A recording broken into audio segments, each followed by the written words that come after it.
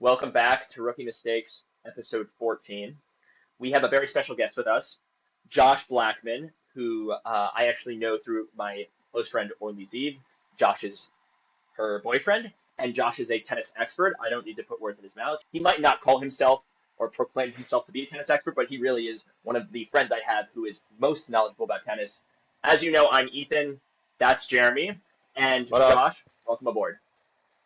Hey, thanks for having me, guys. A tennis expert is a mighty title to have, but I will hopefully try to live up to it and educate anyone who I can on anything, and really excited to be here. Nice. Well, we're happy to have you. Today, we are recording this only a couple hours after the conclusion of the French Open, so very timely topic. And I feel like generally I'm the sports expert in the room, and I know a little bit about tennis, but I'm very excited to have someone here who I can ask a lot of questions to because there are things about tennis that I don't fully get. So I'm excited to have you here, Josh. Of course. Okay, so Josh, from looking through your Facebook in the weeds there, I did realize that you played high school tennis. How long was your tennis career? And when did you like stop playing a little bit more tournament style tennis? Yeah, I would like to imagine tennis is one of those sports where your career never technically ends, quote unquote. I've played since I could walk. I've some professionals in my family, and they've, always been in the era of, or been in the world of, hey, if you want to go play tennis with us, if you want to go do something, let's go play tennis, let's go hit some balls. Did camps and did clinics and courses and all that throughout my childhood. I never did kind of the USTA nationals, which is like the junior circuit of tennis that, is in the United States, and obviously abroad, the International Federation takes care of a lot of that. But yeah, played high school tennis at Randolph High School. Shout out to the team. Honestly, There you go. I wasn't a baller on the team. I played doubles mainly. Kind of played sparingly here and there, but just couldn't give up the sport, and just loved it so much and loved being out there. And it was after that, you go to college, you kind of, if you're not playing on a club team or anything, Rutgers didn't have a club tennis team. I was never going to be good enough to play D1, even D3. So I wouldn't say my playing career ended, but my competitive career might have ended right there. And, it was, I still play to this day in New York. It's tough, but, you still try to get that out there as much as possible. Yeah, the It is clay crazy courts to in New find that. York are not ideal. Yeah, yeah. I don't know why they Yeah. make all of them clay. You might actually know the answer. Why are all of the courts in New York clay? I don't know I don't why get they're it. all clay. The answer of why they're clay, I don't know. I thought you were going to say like why is it called clay is because they're obviously clay fragments, and like that's what is scattered around the place. Right. Why they're all in New York where the weather is as unpredictable as Right. knowing what the lottery numbers are. I don't know the answer to that question. I wish I did, and I wish we had some variety here for sure. Yeah. When you reflect on your high school days playing tennis, was there a specific like instance or shot that an opponent would have that you like knew you couldn't get? So like for example, my dad played high school baseball, and once the curveball came into existence in his like high school career, he's just like, I'm over. Like it's game over. I Yeah. can't hit this. Like what was that? What was there something like that for you when you were playing? Everyone was so different. Every team, you didn't know who you were playing. It wasn't a consistent draw. Every year was different. You could be playing a senior, you can be playing a freshman. Um, I think being the ages of 14, 15, 16 and on, there's a lot of changes that go on. So, maybe when you're 14 or, you're 15 and a certain shot is, really working for you and you really think you can get away with it. When you're 18 or when you're 17, it looks very, very different. Um, I do remember kids on my team that we'd scrimmage against the most, like, those first, second singles were like the top guys. Like, you would just think, I wouldn't say it's a certain shot. It was just, you were like, these guys can't miss. Like, geez, like Yeah. I'm running around the place. I'm dying after a couple of points. And, when you're as inconsistent as a high school tennis player myself, you kind of look at the other guys who are so consistent. You're like, I don't get it, man. Like, that's crazy. And you go up against these, private schools and these guys that probably got recruited to play there. And, you see these big serves that you're just praying that you can hit back, or you can just return. And if you're playing double, someone at the net's just gonna smash it in your face right afterwards anyway. So I would say a combination of, a senior's big serve and just the consistency at a level like that, sometimes is a little, off-putting for sure. So, Josh, a lot of people I think grow up playing tennis to some extent, probably play in Yeah. high school like you did. I'm curious because I know that you still somewhat work in tennis now. Like, what makes you maybe more able to talk to tennis than some of those other people who played at the high school level but didn't carry on afterwards? Because I know that you are an expert. So I'm curious to hear why.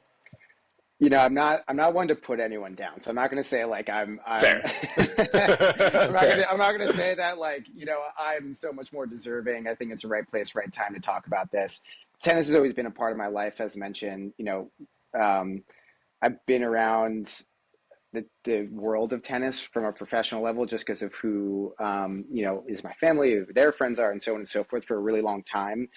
Going to the U.S. Open every year. I got to go to Wimbledon once for a graduation gift, like when I was 22, and now working in it and just watching as much as I have over the years. Look, there's, 1,000 people in front of me that, are probably in a similar place and can talk a similar game, but I appreciate it very much. I love the history of tennis. I love the sport itself. I'd play it every day if I could. And I would argue that's a reason for me to be able to talk about it. Not the only person that could ever talk about it, though, for sure. Fair enough. Yeah. In your lifetime, in our lifetime, what are the significant changes you have seen both men's and women's tennis? Yeah. Player changes, dominance changes, things like that. In the professional game, I was talking to someone a little bit older in the game, and she was mentioning to me, every generation gets better, every decade gets better. They just hit it harder. The equipment's better. The training is better. They're stronger. They're faster. They're quicker. And it's true. Even, I was watching old highlights of, the U.S. Open. A bunch of the majors put out, the winning moments of every Grand Slam. And you're watching even like, the early 2000s, what these guys are hitting and the serves they're hitting and, blah, blah. It's almost routine now. Like, someone in the top 100 could be doing a lot of those things. And it's not, that they weren't very skilled or very talented. It's that, just the training, the knowledge, the schematics of what they're doing on a match by match basis is so much more in depth. And, I could sit here and rant about, the era of technology and data and blah, blah, blah, but I'm sure we've talked about a lot and a ton of other things, but it just gets better and better and better. The balls are hit harder. The everything's more precise. The line judges being virtual now. It's like everything's on the money. Like you can't shy away from some bad calls nowadays. You gotta play those matches, and they're going to be called, pretty much correctly. So it's fascinating to see, honestly.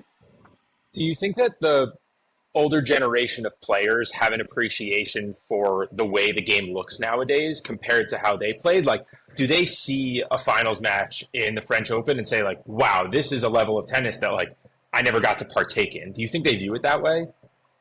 I think, with every sport, with every person, with every quote unquote like legend of the game, it's always going to be a broad spectrum. Yeah.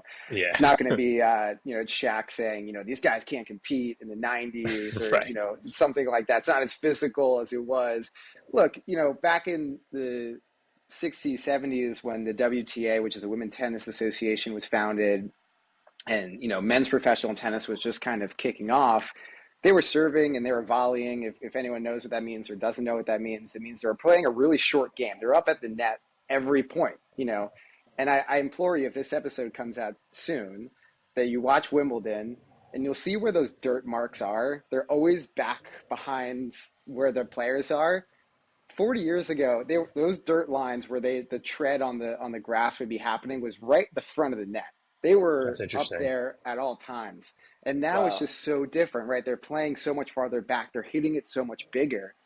And, the legends can appreciate that. They can be like, wow, like these rackets are insane. The footwear is great. They're so much stronger. The sports science behind it's amazing, but I think they're always going to be in the back of their minds like they can't volley like I could, like they can't hit a lob like I could, Yeah. Yeah. and there's always that back and forth for for anyone of the game.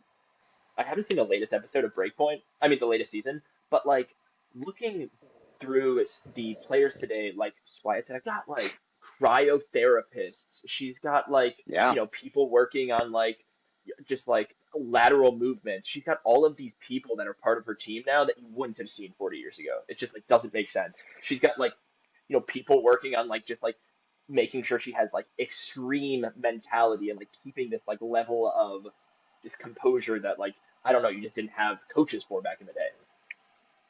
Yeah, to that credit, I was listening to an interview that Billie Jean King did a couple days ago, and she talks about the story of her wanting to be number one in the world. And she goes, I watched Althea Gibson, who is, a legend of the game back in the day. And she said, she was watching that and saying, I have to do that. And I have to be even better than that to be number one. Like, and you look at someone like Iga, who is one of the most consistent ball strikers, or someone who hit the ball so consistently at the top level of the game.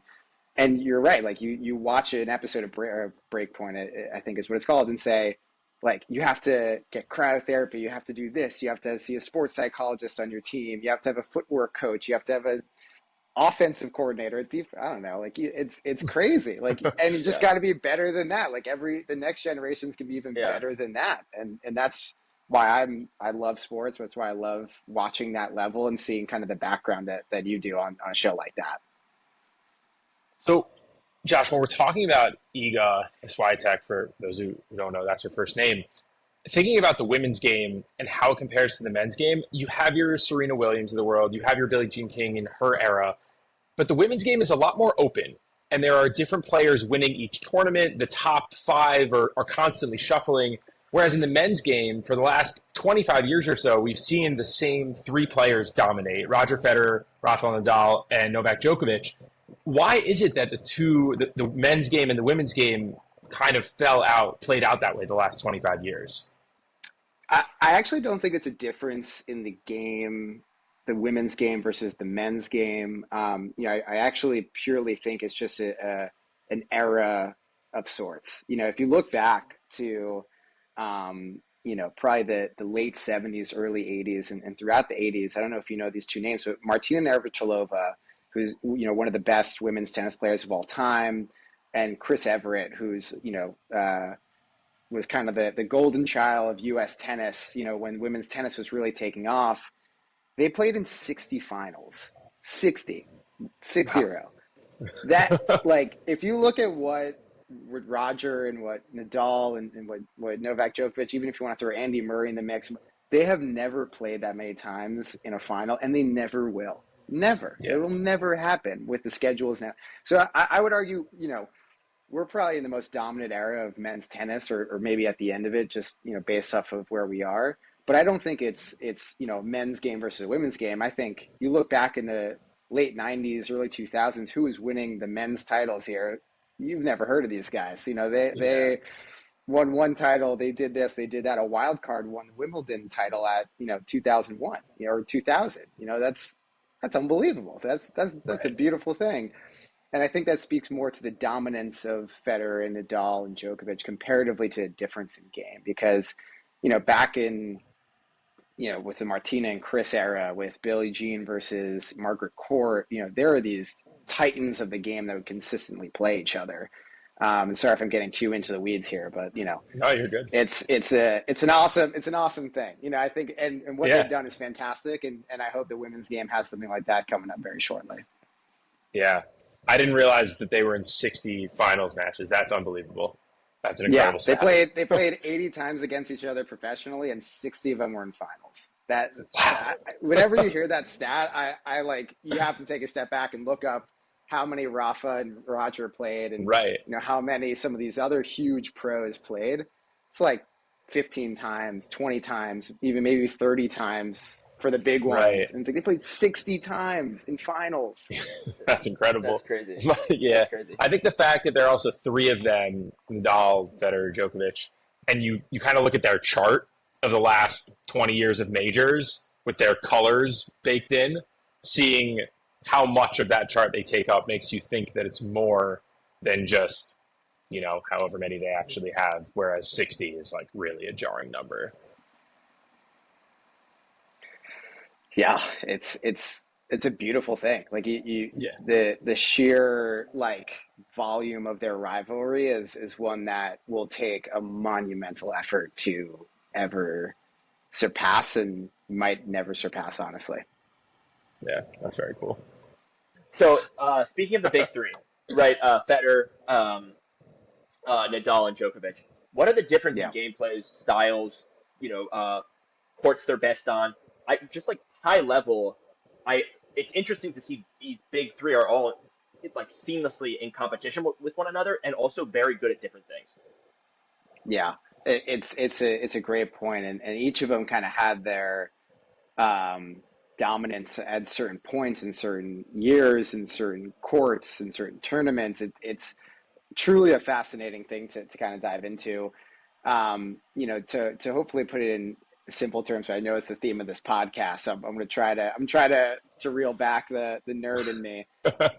Roger Federer, being the oldest one, started off as this kind of fiery, junior number one that came in and beat, the number one in the world, Pete Sampras, who's an American, at a tournament that Pete Sampras owned, being Wimbledon. He won it, I think 4 or 5 times.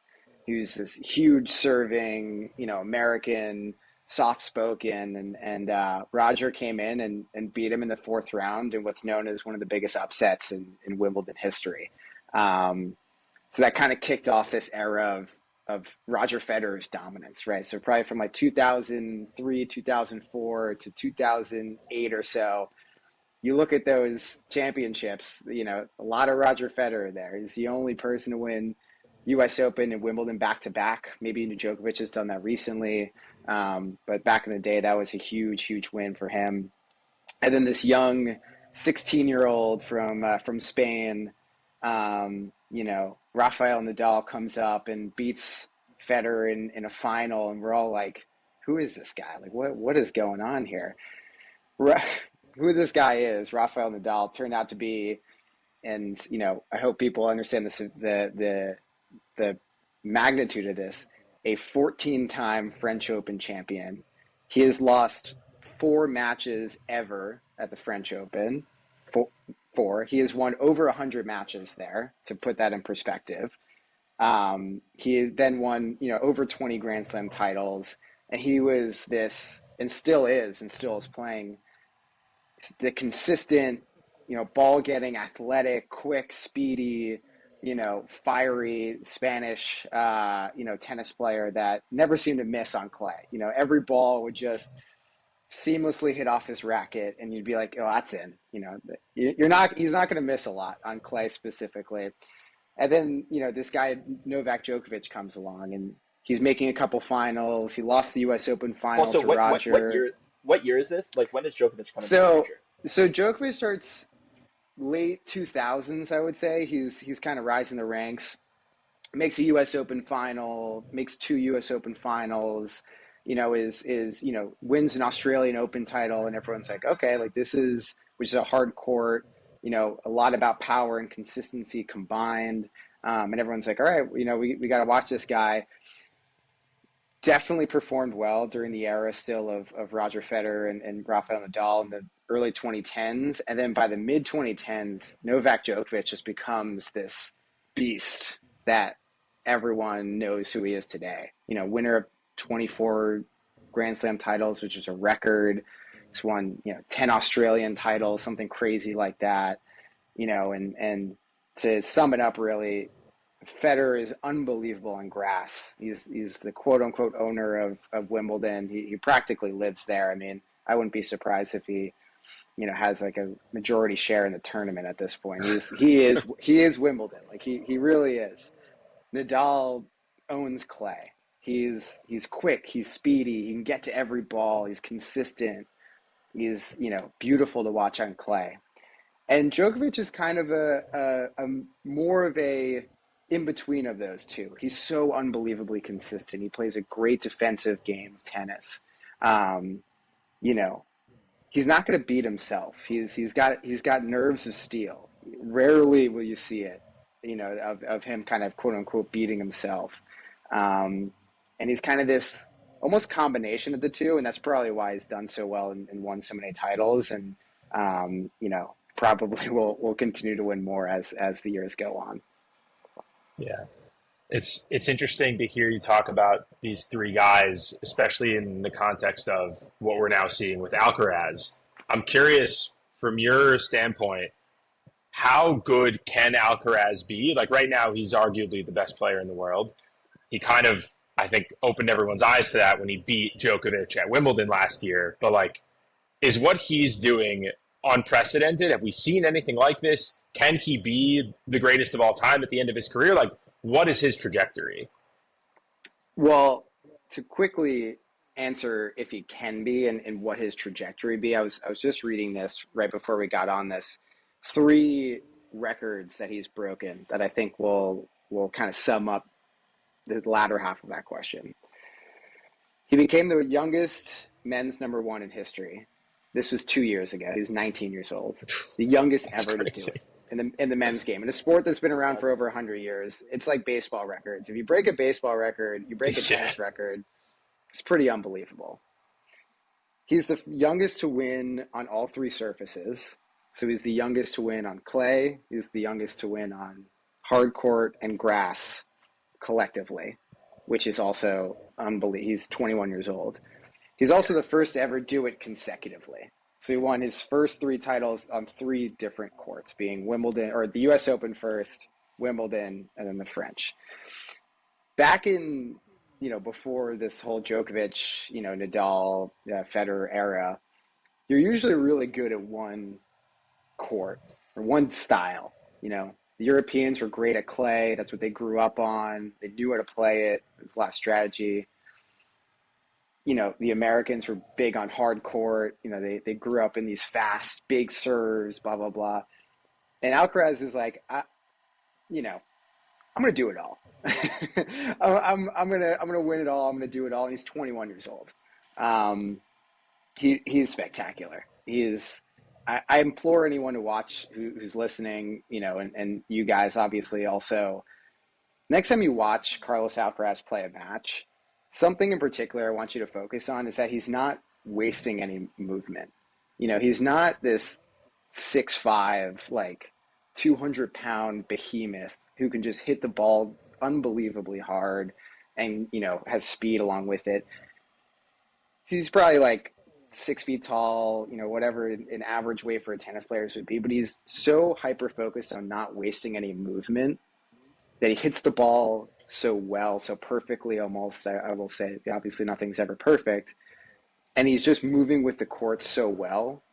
It's mesmerizing. He's my favorite player to watch nowadays, and hopefully will be for a long time. And, you worry about injuries and the race of it all. He already has a forearm injury that, he's wearing a sleeve for and had to drop out of a tournament for. And you kind of worry about that at his age. But with how early kids are starting nowadays, it kind of creeps up a little bit earlier. So, you just hope that he can succeed and continue to be as fun as he has been in the past. I saw him at the U.S. Open last year, and I think like to a point you made earlier, I can't compare him to someone like Djokovic because Djokovic is like calm and composed, but like he does things right. And I think one of the reasons for Djokovic's like real rise to prominence is like he's extremely consistent wherever he's playing. And like you know what to expect almost. He's a very, very, very consistent guy. Alcaraz is a maniac on the court. I mean, dude is like powerful beyond belief. He almost turns superhuman. I mean, like Yeah. if you like see on like the jumbotrons, he's just ripped. Dude is like ripped. And like as he's Yeah. swinging his racket, you can see veins just like popping out of the dude. I mean, Rafael Nadal, I also think is like this. He just like has this presence on the court. But yeah, he's an unbelievably powerful tennis player that like astounds me, and he hits shots so precisely and so consistently. I'm bewildered that people can even compete It's with the guy.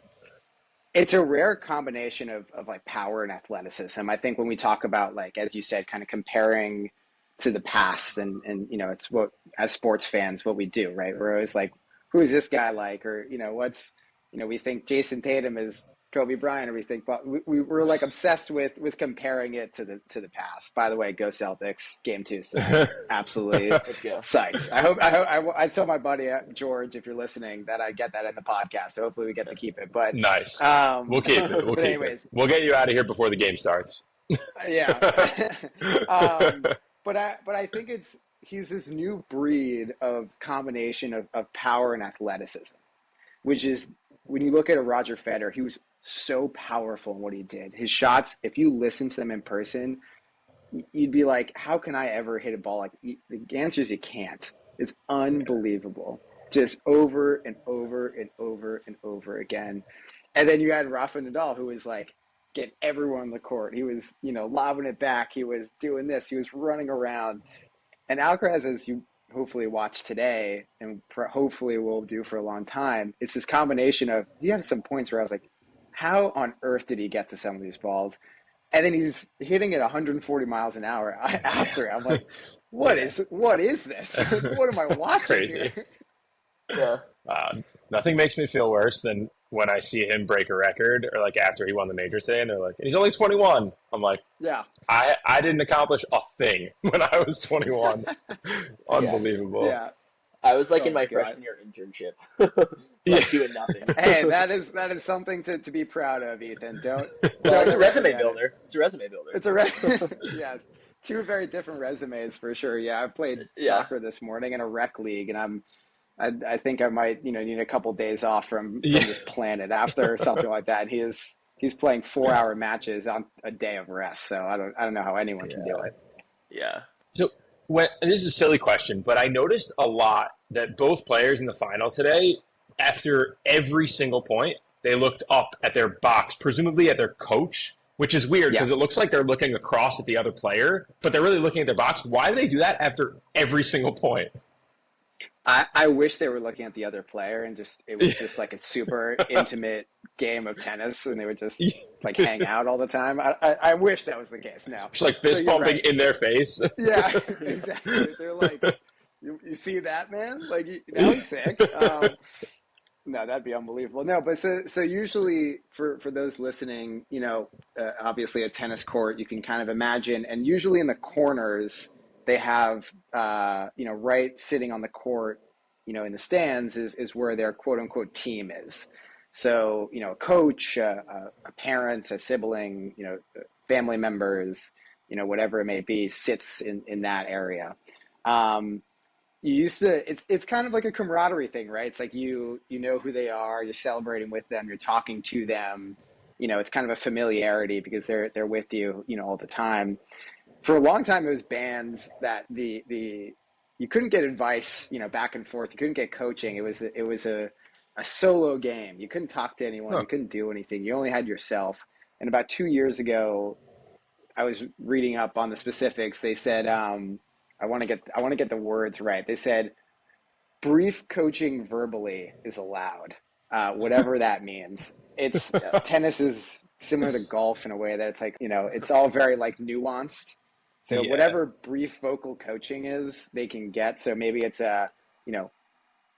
don't get down, or focus on this, or blah blah blah. But it's really a familiarity thing when they're looking across a court and they're like, any of the 3 of us, God willing, made it to a Grand Slam final, we'd be probably looking at our mom saying, please help. Yeah. I mean, so I don't know the facts here, but tennis obviously is a solo sport for most of the game. And I also know that tennis players' mental health is probably of the lowest for any athlete, just because how personally draining it is, and it's not a shared experience.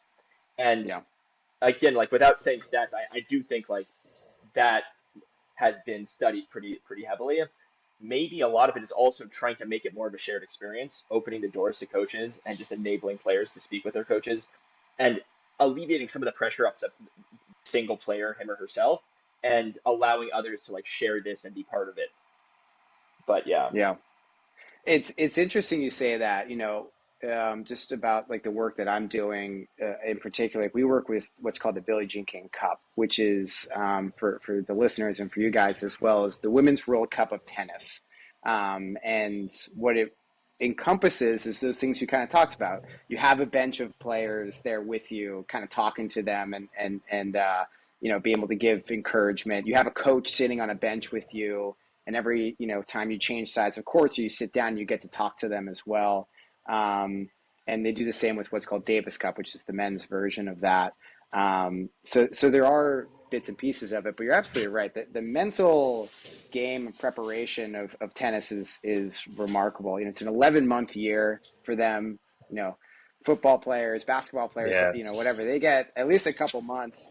I implore anyone here or listening to go look at the WTA, Women's Tennis Association, or the ATP schedules. Nonstop. See when it starts, and then see when the end is, and think about traveling internationally for that entire time. It's such a grind, such a grueling experience, and it's even more remarkable that players are able to succeed so consistently when doing something like that. Is really what shocks me and amazes me in a sport like this.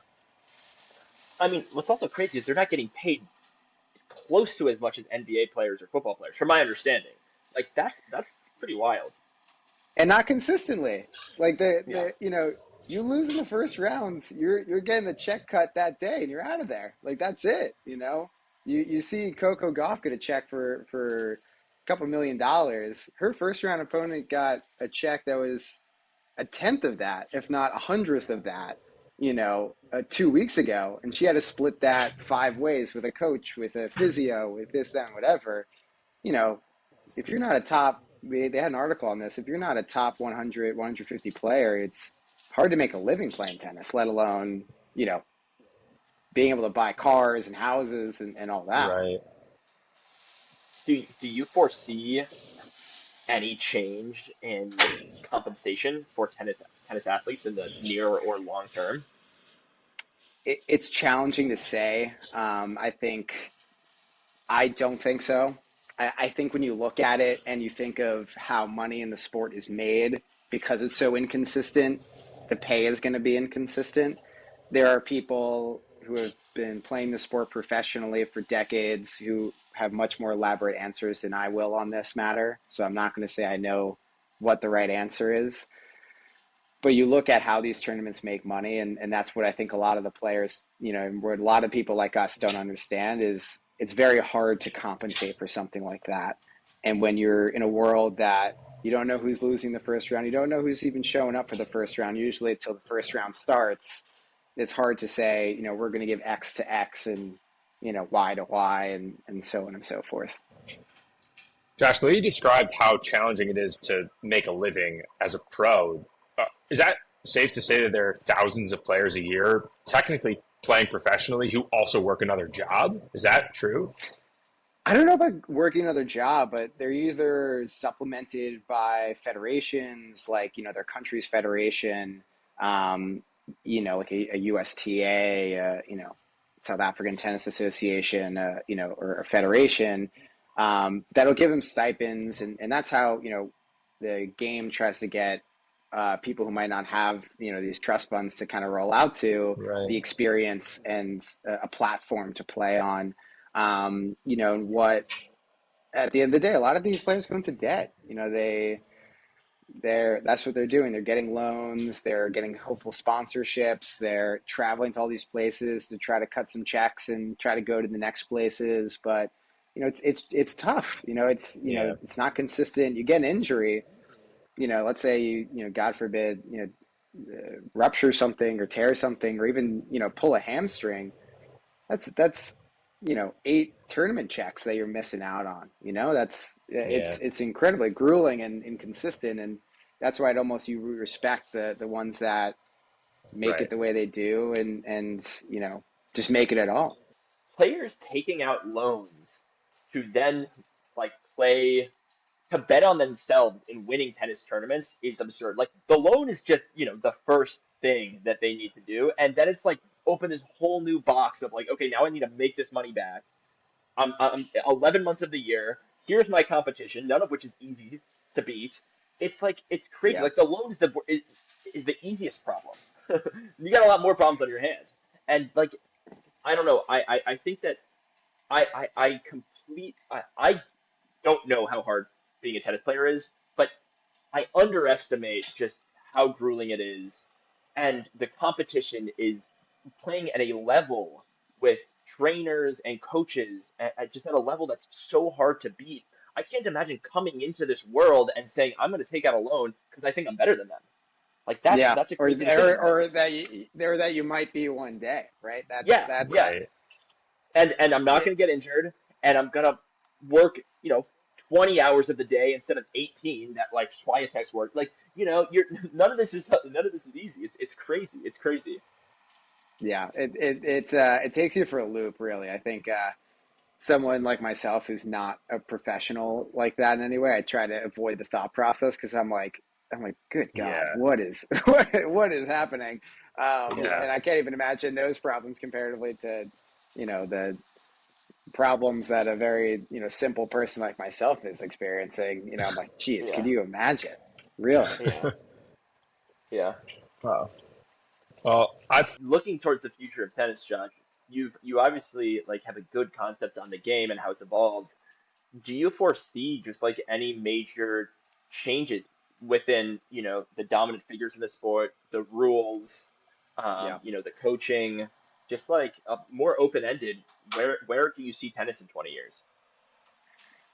You know, as a big of a fan as I am, and as someone who works in it, less so, more as a fan, I hope there's change. Like I think it'd be foolish to say that I want to be the exact same because some parts that have changed have been fantastic, and I really can't think of a lot of things that have changed that haven't been good. Change is uncomfortable. Change stinks when it starts, and we all kind of look at, when you look at like a stupid rule in the NBA where it's like the shot clock doesn't reset to 24, it resets to 14. NBA fans were like, this is insane. This is ridiculous. I can't. And that was like, we don't even think about it. It makes the game so much quicker and so on and so forth.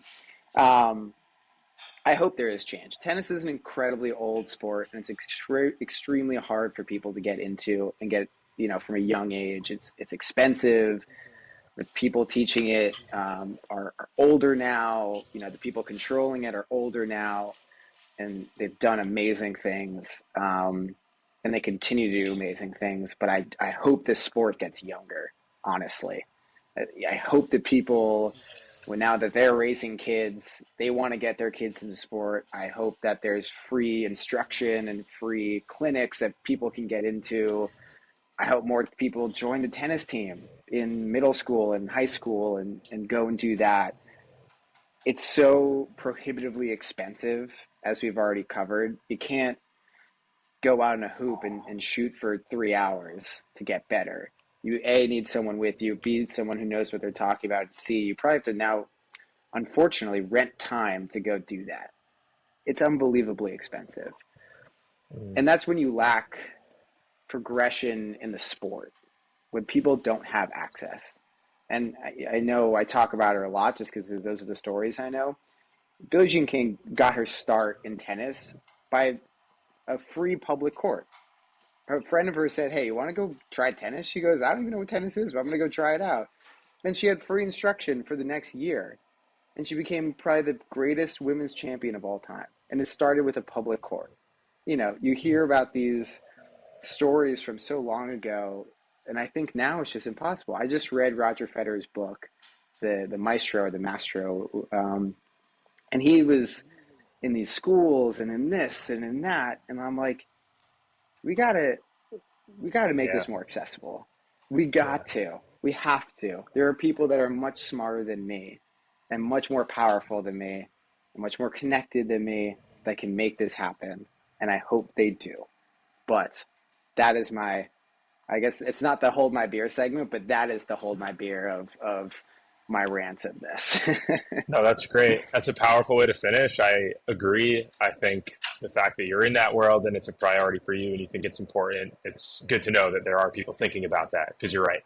It's so cost prohibitive and it whittles down the number of people who can actually participate in the sport. So, yeah, I hope there is progress made. Yeah, I hope so too. Yeah, I thought that was a great way to end. Josh, I know we're gonna do a different segment and you're gonna stay on, but this was really insightful. I think that, your knowledge base is endless, and it was really great to have you on and sort of play that expert figure in the conversation. Yeah, we Yeah, appreciate man. it. Thanks for having me. I'm always happy to talk tennis or basketball or baseball or whatever. I'm always, always up for it. Always. I will say, as this is recorded, I love the podcast, love the idea behind it.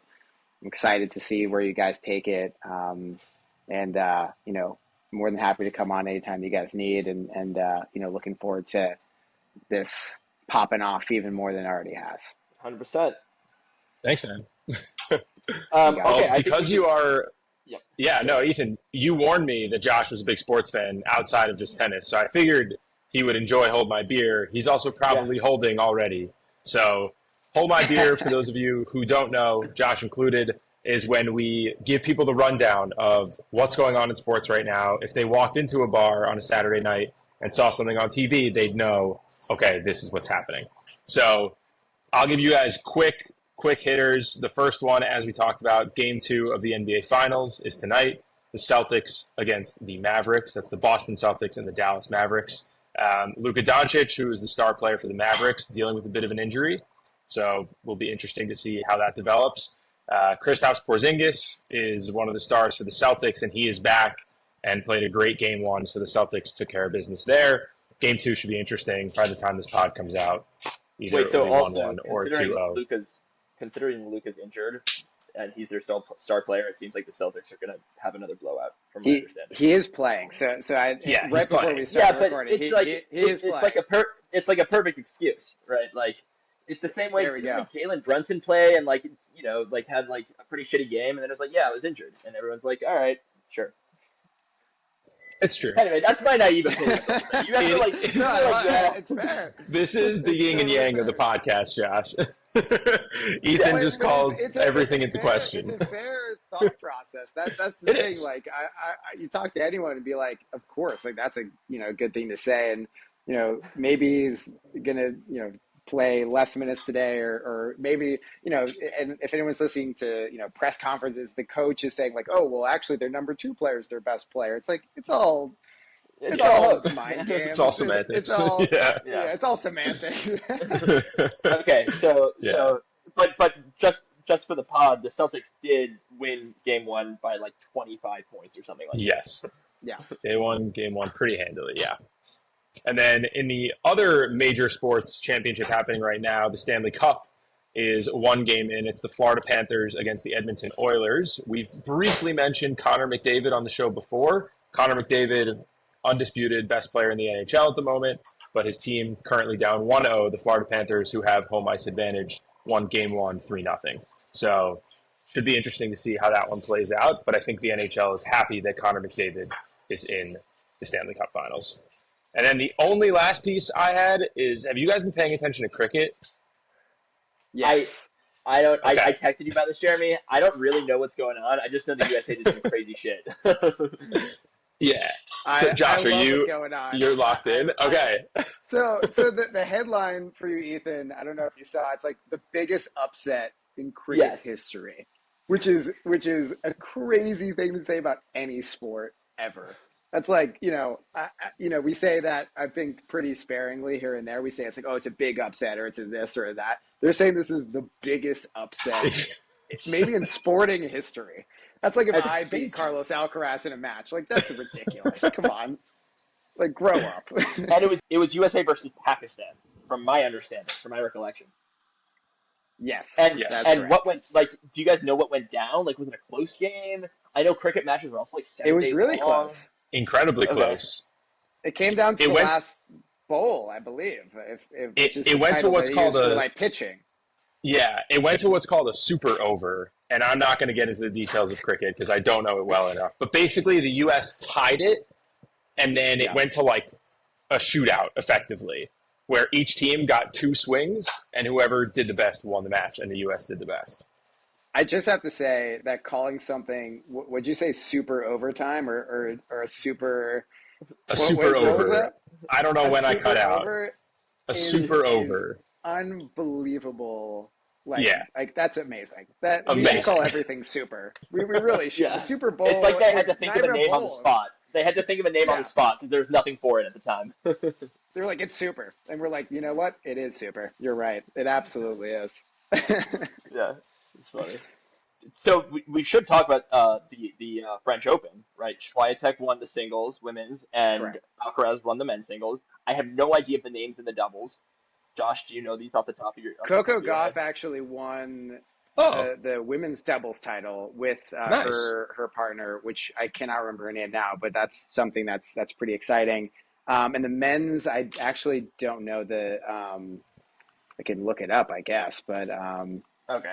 the Hey, if they're not household names, we can forget about it. yeah, I follow doubles a little bit more just because like the names are, I always remember it a little bit. Easier They're to like pronounce. usually like well, they're usually like some are ex singles players. I'm like, oh, this guy's like number one in the world in double. Also, they had a number one in the world in men's doubles who's 42 years old, which Wow. was Whoa, amazing. I that's mean, I awesome. will say we didn't call out in this podcast that tennis is one of the only sports where, as you get older, you can continue your play pretty easily. And like being Yeah. an old person playing tennis, I mean, that's a beautiful thing to see.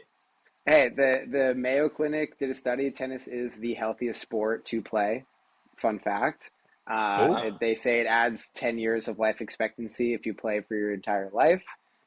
So, Josh, I you're know right my in there. bosses would love to. I listen to a lot of tennis podcasts. I listen to a lot of interviews. So, that is something that is mentioned a lot. So, if you're listening to this, you've never played tennis before, you want to get out there for the first time, it's the healthiest sport to play. So, Ethan, Yep. should we don't pick up drive our your kids to rackets? soccer. Yeah. Yeah, there you go. Dude, too bad it's so hard to find a court. It's I time. am though playing. I'm playing at Central Park Wednesday and Thursday this week. We found opening at 7 Congratulations. a.m. Yeah, Wow. so I'll be Nice. out there. I I have a funny story about that, which if you don't want to include in the podcast is totally fine. But I'm happy to at least tell you guys. I was in between jobs and I was playing. I went to Central Park Tennis in the middle of the day to like see if anyone wanted to play. I was told like, oh, you can play with this person. They were like, you need other people to play with. I was like, I don't know anyone who's available now. Fine. This older woman comes up to me, must be over the age of 70. It's like, hey, are you looking for people to play with? And I was like, usually people would say no. I was like, I'm gonna say yes. See where this goes. I was like, yes, I'm gonna play. I then for the next 2 months like played with the 65 plus like community at Central Park Tennis, and if you're ever looking for a court, they are the ones reserving all the courts. They reserve Wow. all the courts. They like dish them Wow. out to like That's friends and crazy. family and like all this, and I'm like, Oh my God, they they're were like the like booking mob. it, and Yeah, literally, I they've was like, monopolized I the got Central in. Park courts. Yeah, I said yes, and it led me into the life of the tennis mafia. So if you want to put that in, or I might get my Wow. head chopped off. Oh yeah, I we don't might know. not want to It's expose this. This But now Josh is our in with the yeah. the well, tennis I senior stopped playing scene. with them. So I told them I Oh, started my job, and they were like, "Oh God!" And then I was like, "I might be dead by morning." Yeah. So I Well, don't know. when this pod drops, post it in the group chat you got with them. Yeah. I'll say, hey, Gwen. I hope all is well. I was talking about our group earlier today. Yeah. So if you're at all interested in playing again sometime soon, Yeah. Anyway, good luck to the Celtics tonight for Josh. Josh, again, thanks for coming on. We really appreciated it. yeah. Hope to Thank you, have you man. on again soon. This was great, and yeah, we'll take it out. Oh, please find us on Rookie Mistakes _ pod on YouTube, Spotify, Instagram, TikTok. Smash that like button. You know what to do. Bada bing, bada boom. We'll see you next time. Peace. Yeah, see you everyone. guys.